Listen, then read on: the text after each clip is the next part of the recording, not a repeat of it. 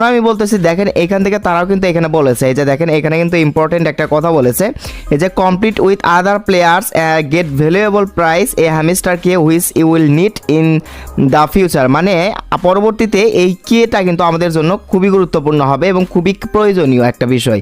যখন ইয়ারড্রপ থেকে পেমেন্ট দেবে তখন দেখবেন তারা বলবে যে এই কের একটা সংখ্যা হয়তো বা দেবে, মানে বলবে 5,000 বা হচ্ছে যে 2,000 বা 100 200 যে কোনো একটা সংখ্যা দেবে। এই সংখ্যা যাদের এই চাবি সংখ্যা রয়েছে তারাই শুধুমাত্র এত এত পেমেন্ট কিন্তু পাবে।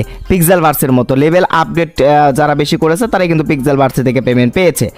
তো যাই হোক, এই আপডেটটি এখন আপনি কিভাবে এই যে এইখান থেকে এই গেমসটা খেলে এই চাবি অর্জন করবেন।